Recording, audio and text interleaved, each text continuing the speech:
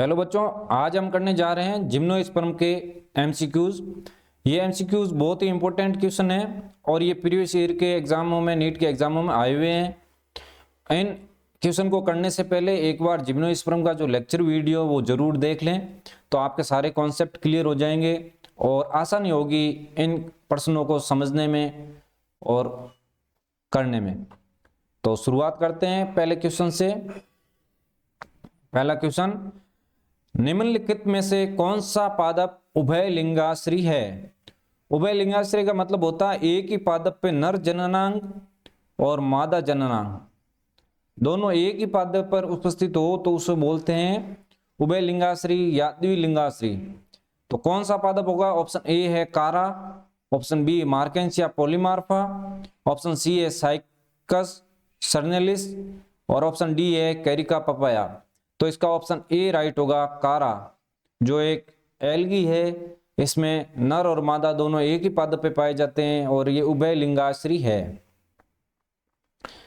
Next question, Pinus या gymnosperm में अगुणित संरचना है। ऑप्शन ए गुरु बीजाणु, भ्रूणपोष तथा भ्रूण, ऑप्शन बी गुरु बीजाणु, परागकण तथा एंडोस्पर्म भ्रूणपोष, सी है गुरु बीजाणु, अध्यावरण तथा जड़, डी है परागकण, पत्तियां तथा जड़। तो इसका सही आंसर होगा बी, गुरु बीजाणु, परागकण तथा एंडोस्पर्म। तो जिम्नोस्पर्म के अंदर जो गुरु बीजाणु होता है वो भी हैप्लॉइड होता है, अगुणित होता है। परागकण, गुरु बीजाणु और परागकण दोनों ही नर और मादा युग्मक है, तो ये अगुणित होते हैं। एंडोस्पर्म है जो निषेचन के पूर्व बनता है। जिम्नोस्पर्म के अंदर एंडोस्पर्म निषेचन के पहले बनने वाली संरचना है, तो वो भी एक अगुणित संरचना होगी। इसलिए ये तीनों अगुणित होते हैं, गुरु बीजाणु, परागकण और एंडोस्पर्म। तो सही ऑप्शन होगा बी। निम्नलिखित में से कौन सा कथन सही है? ऑप्शन ए हॉर्सटेल्स अनावर्त बीजी है, ऑप्शन बी सेलिजिनेला एक विषाणु बीजाणु वाला है जबकि सेल्विनिया एक सम बीजाणु वाला है, ऑप्शन सी अनावर्त बीजों में बीजांड अंडाशय भित्ति द्वारा परिबद्ध नहीं होते हैं, ऑप्शन डी साइकस और सीड दोनों में साधारणतया तने अशाखित होते हैं। तो इसका ऑप्शन सही होगा, अनावर्त बीजों में बीजांड अंडाशय भित्ति द्वारा परिबद्ध नहीं होते हैं। साइकस और सीड्स दोनों में साधारणतः तने अशाखित होते हैं, सीड्स के अंदर तना शाखित होता है, तो ये ऑप्शन गलत हो गया। सेलेजिनेला एक विषाणु बीजाणु वाला है जबकि सेल्वेनिया एक विषम सम बीजाणु, सेल्वेनिया में भी विषाणु बीजाणु होते हैं, विषम बीजाणु होता है, तो ये भी ऑप्शन गलत हो गया।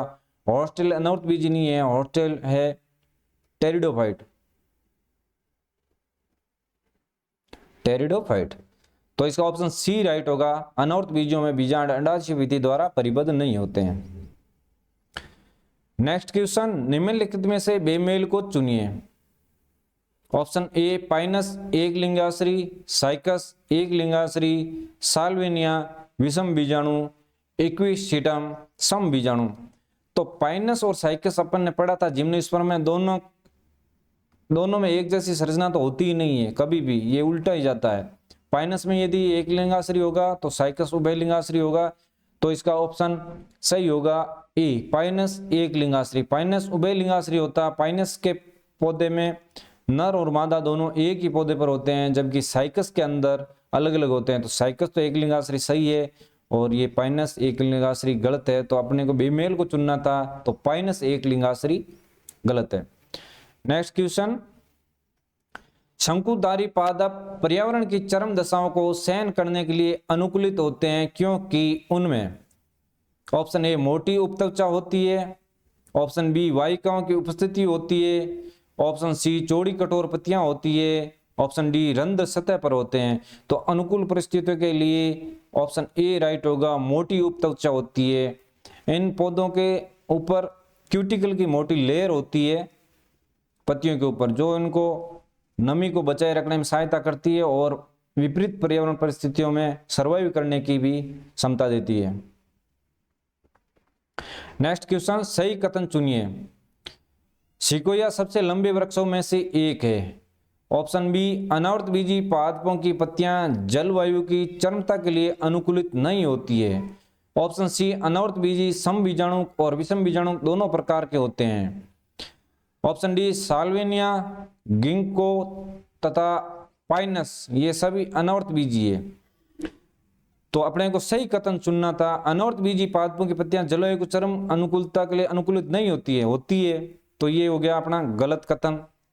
अनावर्तबीजी सम बीजाणु को विषम बीजाणु दोनों प्रकार के होते हैं, नहीं विषम बीजाणु को होते हैं अनावर्तबीजी। साल्विनिया, गिंको तथा पाइनस ये सभी अनावर्तबीजी, सभी अनावर्तबीजी नहीं है। साल्विनिया टेरिडोफाइट है। तो अपना ऑप्शन ए राइट होगा। सिकोया सबसे लंबे वृक्षों में से, सिकोया एक अनावर्तबीजी पादपों का समूह है जो सबसे लंबे होते हैं। शैकुआ भी बोलते हैं इसको, सिकोया भी बोलते हैं। नेक्स्ट क्वेश्चन, निम्नलिखित में से किसका युग्मकोद्भीद स्वतंत्र या मुक्त रहने वाला नहीं होता है? और क्वेश्चन पढ़ते समय नहीं और होता है, इसका थोड़ा ध्यान रखें, ये कंफ्यूजन कर देता है और अपना ऑप्शन गलत टिक हो जाता है। Option A Funaria, option B Marchantia, option C Pteris, option D Pinus. निम्नलिखित में से किसका युग्मकोद्भीद स्वतंत्र या मुक्त रहने वाला नहीं होता है? तो इसका ऑप्शन सही होगा पाइनस। पाइनस का युग्मकोद्भीद स्वतंत्र नहीं होता। पाइनस का युग्मकोद्भीद माइक्रोस्पेरोफाइल्स या मेगास्पेरोफाइल्स के अंदर होता है, स्वतंत्र नहीं होता। तो इसका ऑप्शन डी राइट होगा। लघु बीजाणुपर्ण या दीर्घ बीजाणुपर माइक्रोस्पेरोफाइल्स और मेगास्पेरोफाइल्स इनमें होता है। नेक्स्ट क्वेश्चन, निम्न में से कौन सा कथन गलत है? अगुणित भ्रूणपोष अंतःबीज जिम्नोस्पर्म की विशिष्ट विशेषता है। भूरे शैवालों में क्लोरोफिल ए तथा बी तथा फ्यूकोजैंथिन होता है। सी, स्त्रीदानी ब्रायोफाइटा, टेरिडोफाइटा और जिम्नोस्पर्म में पाई जाती है। ऑप्शन डी, म्यूकर में द्विकशाभिक जूस्पोर होते हैं। तो इसमें गलत कौन सा है? गलत है, म्यूकर में द्विकशाभिक जूस्पोर होते हैं। म्यूकर में द्विकशाभिक जूस्पोर, जो म्यूकर है वो जाइगोमाइसीटीज का सदस्य है। इसके अंदर जूस्पोर द्विकशाभिक अनुपस्थित होते हैं। इनमें अलैंगिक प्रजनन अचल माइटो बीजाणुधानी बोलते हैं, उससे होता है। इसमें ये चल जूस्पोर अनुपस्थित होते हैं। नेक्स्ट क्वेश्चन, निम्नलिखित कथनों को और उसके बाद दिए प्रश्नों का उत्तर दीजिए। कथनों का अध्ययन कीजिए और उनके बाद दिए प्रश्नों का उत्तर दीजिए। ऑप्शन ए है कथन, लीवरवर्ट मांस और फर्द में युग्मकोद्भीद स्वतंत्र जीवी होता है। ऑप्शन बी, अनावर्तबीजी और कुछ फर्न विषाणु बीजाणु होते हैं। ऑप्शन सी, फ्यूकस, वॉलवॉक्स और एल्बुगो में लैंगिक प्रजनन अनडिग्मस होता है। डी, लीवरवर्ट का बीजाणुभेद मांस के बीजाणुभेद से अधिक विस्तृत होता है। ई, पाइनस और मार्केंशिया दोनों एक लिंगाश्री होते हैं। अब अपने को इसमें से ऑप्शन चुनने, कथन कितने सही है, 1, 2 या 3? तो इसमें कथन 1 सही है, कथन दूसरा भी सही है, कथन तीसरा भी सही है।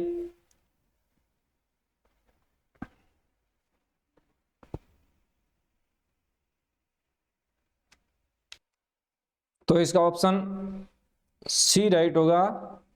3 कथन इसमें सही है, 2 कथन इसमें गलत है। नेक्स्ट क्वेश्चन, फ्यूनेरिया, ड्रायोप्टेरिस तथा गिंगो इन तीनों में क्या सामान्य है? ऑप्शन ए, स्त्रीदानी की उपस्थिति। ऑप्शन बी, सुविकसित संवहनी कोशिकाएं। ऑप्शन सी, स्वतंत्र युग्मकोद्भीद। ऑप्शन डी, स्वतंत्र बीजाणुद्भीद। तो फ्यूनेरिया जो है वो ब्रायोफाइट है, ये टेरिडोफाइट है और ये जिम्नोस्पर्म है। तो तीनों के अंदर सुविकसित संवहनी कोशिकाएं इनमें नहीं पाई जाती, टेरिडोफाइट और ब्रायोफाइट में नहीं पाई जाती है। स्वतंत्र युग्मकोद्भीद इसमें नहीं पाए जाते हैं जिम्नोस्पर्म में। स्वतंत्र बीजाणुभीद जो ब्रायोफाइटा में नहीं पाए जाते। तो इनमें तीनों में क्या कॉमन है? तीनों में स्त्रीदानी की उपस्थिति कॉमन है। तो इसका ऑप्शन ए राइट होगा। स्त्रीधानी की उपस्थिति तीनों में होती है, ब्रायोफाइट, टेरिडोफाइट और जिम्नोस्पर्म। तो ऑप्शन ए राइट होगा। नेक्स्ट क्वेश्चन, निम्नलिखित में से कौन सा एक कथन सही है? ऑप्शन ए, टेरिडोफाइट के युग्मकोद्भिद में एक प्रोटीनिमा तथा पत्तीदार अवस्था होती है। ऑप्शन बी, अनॉर्थबीजी का मादा युग्मकोद्भिद स्वतंत्र जीवी होता है। ऑप्शन सी, टेरिडोफाइटा में पुंधानीधर तथा स्त्रीधानीधर होते हैं। ऑप्शन डी, बीज प्रवृत्ति की उत्पत्ति टेरिडोफाइट में खोजी जा सकती है। तो इसका ऑप्शन डी राइट होगा, बीज प्रवृत्ति की उत्पत्ति टेरिडोफाइट में खोजी जा सकती है। ये क्यों होगा? अधिकतर टेरिडोफाइट सम बीजाणु होते हैं, मतलब दोनों में समान बीजाणु पाए जाते हैं, लेकिन सेलेजिनेला और कुछ है उनमें विषम बीजाणुता पाई जाती है, मतलब दो तरह के बीजाणु पाए जाते हैं, नर तथा मादा। नर और मादा प्रजनन करके या संलयन करके नर युग्मकोद्भिद और मादा युग्मकोद्भिद बनाते हैं, और नर युग्मकोद्भिद से जो बीजाणु की उत्पत्ति होती है वो मादा युग्मकोद्भिद के अंदर होती है। तो ये बीज प्रवृत्ति की उत्पत्ति टेरिडोफाइट के कुछ में दिखाई जाती है। ये बीज उत्पत्ति की जो हायर क्लास के प्लांट है जैसे एंजियोस्पर्म, जिम्नोस्पर्म, उसमें ये पाई जाती है। तो टेरिडोफाइट सबसे पहला स्टेप हो गया इसमें। नेक्स्ट क्वेश्चन, साइकस तथा एंडीएटम में डैश डैश डैश का होना एक दूसरे के सदस्य है। ऑप्शन ए बीज, ऑप्शन बी गतिशील शुक्राणु, ऑप्शन सी एदा, ऑप्शन डी वाहिकाएं। तो इसमें दोनों के अंदर चल बीजाणु पाए जाते हैं, गतिशील शुक्राणु पाए जाते हैं, ये दोनों में कॉमन है। तो ऑप्शन बी राइट होगा। नेक्स्ट क्वेश्चन, निम्नलिखित में से कौन सा एक सेवनी क्रिप्टोगैम वर्ग में है?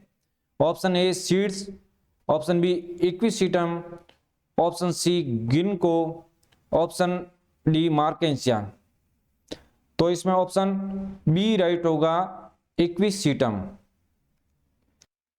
जो टेरिडोफाइट है वो सेवनी क्रिप्टोगैम्स कहलाते हैं। टेरिडोफाइट में प्रजनन होता है वो बीजाणु के द्वारा होता है। टेरिडोफाइट में प्रजनन बीजाणु के द्वारा होता है, बीज से न होकर बीजाणु के द्वारा होता है, इसलिए ये सेवनी क्रिप्टोगैम्स है। इक्विसिटम टेरिडोफाइट का एग्जाम्पल है इक्विसिटम, तो ऑप्शन बी राइट होगा। नेक्स्ट क्वेश्चन, निम्नलिखित में से किस एक नर और मादा युग्मकोद्भिद स्वतंत्र अस्तित्व वाले स्वच्छंद जीवी नहीं होते? Option A Polytrichum, option B seeds, option C Pteris, option D Funaria. तो इसका ऑप्शन डी राइट होगा, सीड्स। सीड्स के अंदर मादा युग्मकोद्भिद स्वतंत्र नहीं होता है। तो जिम्नोस्पर्म के अंदर क्या होता है? मादा युग्मकोद्भिद और नर युग्मकोद्भिद क्रमशः माइक्रोस्पोंजिया और मेगास्पोंज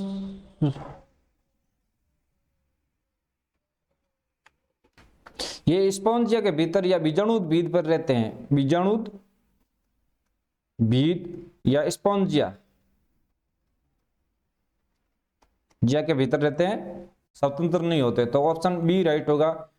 ये जिम्नोस्पर्म का एग्जाम्पल है, तो ऑप्शन बी राइट होगा। नेक्स्ट क्वेश्चन,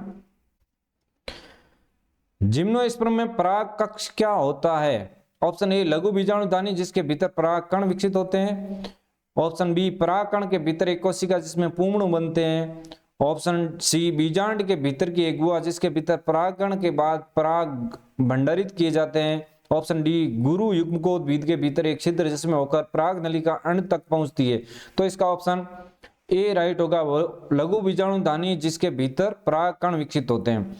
लघु बीजाणुधानी मतलब जो जिसको अपन पुंकेसर भी बोलते हैं, जिसके अंदर पराग कण का निर्माण होता है उसको पराग कक्ष भी बोलते हैं और लघु बीजाणुधानी भी बोलते हैं। लघु बीजाणुधानी या पराग कक्ष जिसमें पराग कण बनते हैं। तो ऑप्शन ए राइट होगा।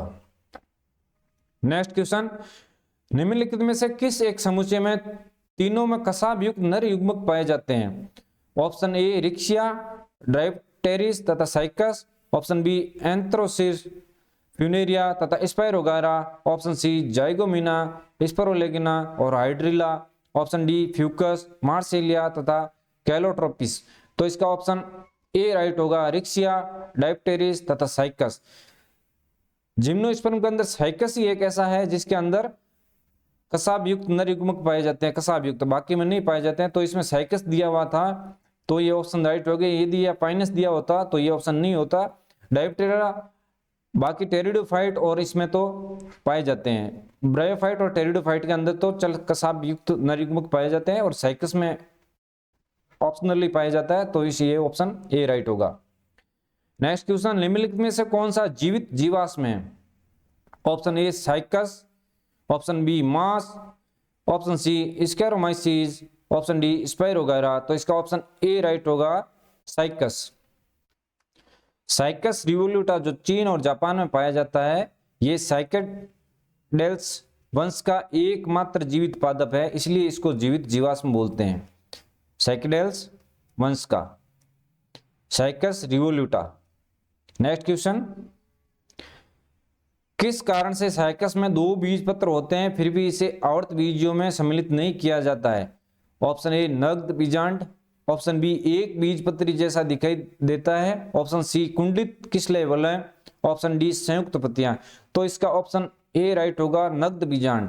आवर्त बीजी और अनावर्त बीजियों को बांटा ही इसी आधार पे गया है कि इसका बीजांड या बीज जो होता है वो नग्न है या आवृत है। तो साइकस को नग्न बीजांड के कारण जिम्नोस्पर्म में रखा गया है, एंजियोस्पर्म में नहीं डाला गया है। नेक्स्ट क्वेश्चन, ऐसे पादप को आप कहां रखेंगे जिसमें 7 ऊतक है लेकिन बीज नहीं है? 7 ऊतक है और बीज नहीं है तो उसको टेरिडोफाइट में डालेंगे, टेरिडोफाइट, क्योंकि टेरिडोफाइट के अंदर आदिम प्रकार का संवहनी तंत्र पाया जाता है और बीज नहीं बनते हैं, बीजाणुओं से उसका प्रजनन होता है। तो ऑप्शन ए शैवाल, option B bryophyta, option C pteridophyta, option D अनावर्त बीजी। तो ऑप्शन सी राइट होगा, टेरिडोफाइटा। नेक्स्ट क्वेश्चन, जिम्नोस्पर्म में भ्रूणपोष होता है? ऑप्शन ए द्विगुणित, ऑप्शन बी बहुगुणित, ऑप्शन सी त्रिगुणित, ऑप्शन डी अगुणित। तो जिम्नोस्पर्म के अंदर भ्रूणपोष है जो प्रजनन मतलब प्रजनन के पहले बन जाता है, इसलिए ये अगुणित होता है। ऑप्शन डी राइट होगा, अगुणित। जिम्नोस्पर्म के अंदर भ्रूणपोष निषेचन से पहले बन जाता है तो वो अगुणित ही रहेगा। जैसा एन आएंगे तो एन नहीं रहेगा, डिप्लॉइड नहीं होगा या ट्रिप्लॉइड नहीं होगा। तो ऑप्शन डी राइट होगा, अगुणित। नेक्स्ट क्वेश्चन, एक जिम्नोस्पर्म की पत्ती में 16 गुणसूत्र है, इसके भ्रूणपोष में गुणसूत्र उपस्थित होंगे। Option A 12, option B 8, option C 16, option D 24। Gymnosperm की पत्ती होती है वो डिप्लॉइड होती है, तो 2n बराबर 16, तो n बराबर 8, और इसका भ्रूणपोष होता है वो अगुणित होता है तो 8 होंगे भ्रूणपोष के अंदर गुणसूत्र। तो ऑप्शन बी राइट होगा, 8।